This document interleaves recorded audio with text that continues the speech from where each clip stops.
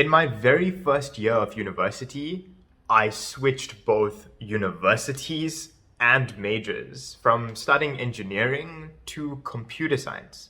And I've seen countless others do the same thing.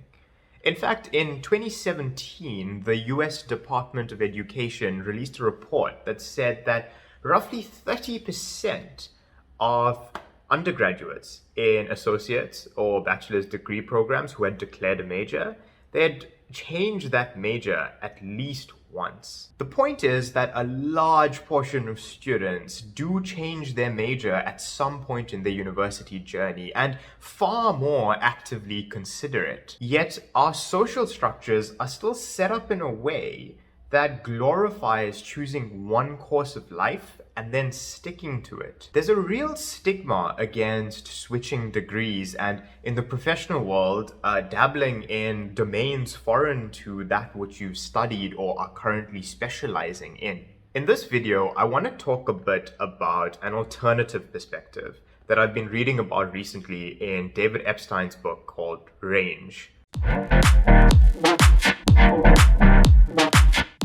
I was having a conversation with a friend of mine, Aftar, who's formerly from South Africa but had graduated from Princeton in the United States. And he put forward the notion that it's just really costly to change majors here. And that makes sense, right? There's financial implications, the actual cost of switching a major, the money lost from courses that may not carry weight anymore, the potential of taking more expensive courses if you switch. There's time implications. Depending on how different your new major is from your previous one, you may have lost a semester or a year or two in courses that don't carry any weight anymore. There's social implications. There's real potential for backlash from friends and family. This is especially true if you're switching from a highly respected major to one that doesn't carry the same amount of social weight. Whatever will the neighbors say? Especially in a country like South Africa, where education is prestiged as the gateway out of poverty. Anything that could jeopardize someone getting a degree in a high-paying sector or prolong the amount of time that it takes for them to get the job in that sector is going to be met with a lot of resistance. But if we look a bit deeper, I think there's something more to be found here. And that's that our society glorifies specialization. The more specialized you are in some narrow field, the higher the demand there is for your particular set of expertise. And so the more likely it is for you to be paid higher and be more successful. Now, there's nothing wrong with deep, thorough specialization, but I do think that it becomes a bit problematic when you begin to specialize in a field that you don't really care too much for. Consider this.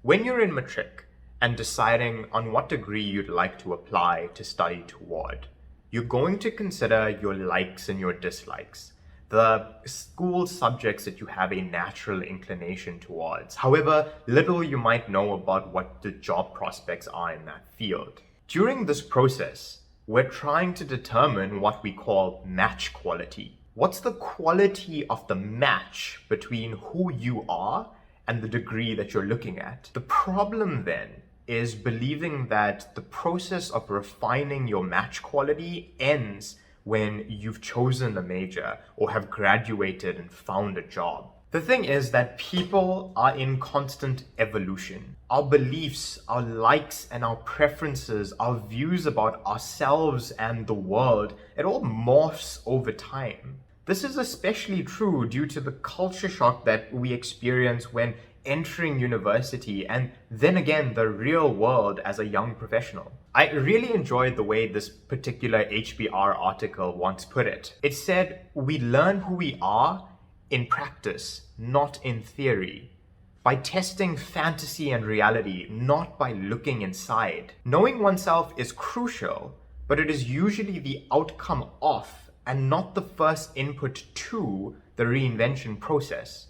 It's somewhat ludicrous then, at least I think, to believe that your match quality between you and your chosen vocation will remain constant over time. For some, it does. For others, it gets refined by narrowing focus into some specialist field. But for most, it is subject to change drastically. And that's because people are subject to change drastically. I think it's about this process of waking up each morning and asking yourself, is the match between my job or my degree and who I am still a good one? If so, then that's great. But if not, I think there's some introspection to be done.